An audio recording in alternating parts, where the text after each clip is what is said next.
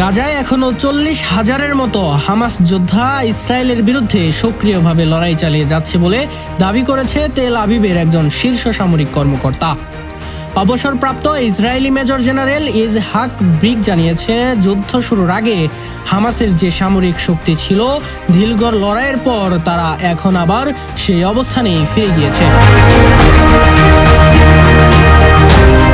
আল জাজিরার এক প্রতিবেদনে বলা হয়, ইসরায়েলি সংবাদ মাধ্যম মেরিভে প্রকাশিত এক বিশ্লেষণধর্মী নিবন্ধে ব্রিক লিখেছেন, বর্তমানে হামাসের যোদ্ধার সংখ্যা প্রায় 40,000-এর কাছাকাছি, যা যুদ্ধ শুরু হওয়ার আগের তুলনায় প্রায় সমান। তার ভাষায়, অনেক হামাস যোদ্ধা এখনও সুড়ঙ্গ পথে অবস্থান করছে এবং সেখান থেকেই তারা গেরিলা কৌশলে হামলা চালাচ্ছে।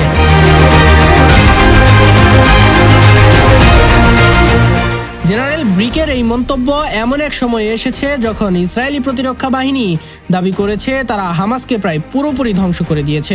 তবে ব্রিকের পর্যবেক্ষণ বলছে ভিন্ন কথা। গাজায় হামাসের প্রতিরোধ যুদ্ধ এখনও অব্যাহত এবং সংগঠিতভাবেই চলছে। মোহাম্মদ ইমন হোসেন, নিউজ 21 ইন্টারন্যাশনাল ডেস্ক।